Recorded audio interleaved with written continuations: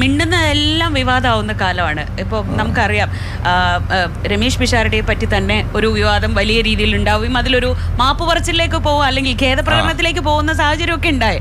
അപ്പോൾ ഈ രാഷ്ട്രീയത്തിൽ എത്തുമ്പോൾ നമ്മളൊരു പൊതു മുതലായി മാറണം. ആർക്കും ചീത്ത വിളിക്കാവുന്ന ഒരു പൊതു അല്ലെങ്കിലും അങ്ങനെയാണ്. അല്ലെങ്കിലും പൊതു മുതൽ തന്നെ ആയിരുന്നല്ലോ. നമുക്ക് അങ്ങനെ പ്രൈവസിയോ അല്ലെ നമ്മുടെ കാര്യങ്ങളൊന്നും ഇല്ലല്ലോ.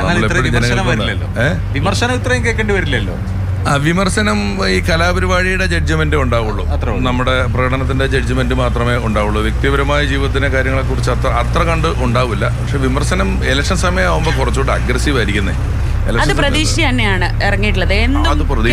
എന്തും കേൾക്കാം എന്നുള്ളൊരു അവസ്ഥയാണ്. അത് കേൾക്കാണ്ട് അതിനുള്ളൊരു തീരുമാനമില്ലാണ്ട് നമ്മൾ ഇങ്ങനെ വരരുത്. നമ്മളൊരു സിംഹത്തിന്റെ മുന്നിൽ നിന്നിട്ട് ഞാൻ അതിനെ കടിക്കുന്നില്ലല്ലോ, അതുകൊണ്ട് അത് എന്നെ കടിക്കരുതെന്ന് നമ്മൾ വിചാരിക്കാൻ പറ്റില്ല. അത് രാഷ്ട്രീയമാണോ, നമ്മൾ ഇറങ്ങി നിൽക്കുന്നുണ്ടോ, പലതും വരും. നമ്മൾ അതിനെ സഹിക്കുകയും ഉത്തരം പറയുകയും ചെയ്യേണ്ടി വരും. സിനിമാ രംഗത്ത് ഉള്ള സെലിബ്രിറ്റികളെ സംബന്ധിച്ചു അവരെവിടെ പോയാലും വലിയ ആൾക്കൂട്ടം ഉണ്ടാവും, നിറയെ സ്നേഹം ആളുകളിൽ നിന്ന് കിട്ടും, ചുറ്റും സെൽഫി എടുക്കാൻ ആൾക്കാർ കൂടും.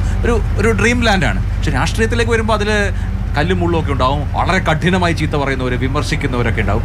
അപ്പോൾ ഇതുവരെ പുകഴ്ത്തലും സന്തോഷവും ഒക്കെ സ്നേഹവും ഒക്കെ അനുഭവിച്ച് വന്നിട്ട് പെട്ടെന്ന് കുറേ വിമർശനങ്ങൾ, കാര്യമുള്ളതും കാര്യമില്ലാത്തതും ഒക്കെ ഉണ്ടാവും. അപ്പോൾ ആ ഒരു അറ്റ്മോസ്ഫിയർ ചേഞ്ച് എങ്ങനെയാണ് ബാധിച്ചത്? പേഴ്സണലി ഞാൻ പ്രിപ്പയർഡ് ആയിരുന്നു. ഞാൻ ഈ പറഞ്ഞ കാര്യമൊക്കെ ഞാൻ പറഞ്ഞതുപോലെ ഒരു കാലത്ത് ഉത്സവപ്പറമ്പിൽ പരിപാടി പൊളിഞ്ഞ് ഇതാണ് മുഴുവൻ കൂവുകയും ജനറേറ്റർ കേടായിട്ട് പരിപാടി പൊളിഞ്ഞാലും നമ്മളെ തല്ലുകയൊക്കെ ചെയ്യുന്നൊരു കാലം ഉണ്ടായിരുന്നു. പരിപാടി തീരാറാകുമ്പോഴത്തേക്ക് അവിടുന്ന് പിന്നെ നമ്മൾ അതിൻ്റെ ആ സ്ഥലത്ത് നമ്മളൊരാളായതുകൊണ്ട് കുറച്ച് സൗകര്യങ്ങൾ കിട്ടി എന്നുള്ളത് മാത്രമേ ഉള്ളൂ.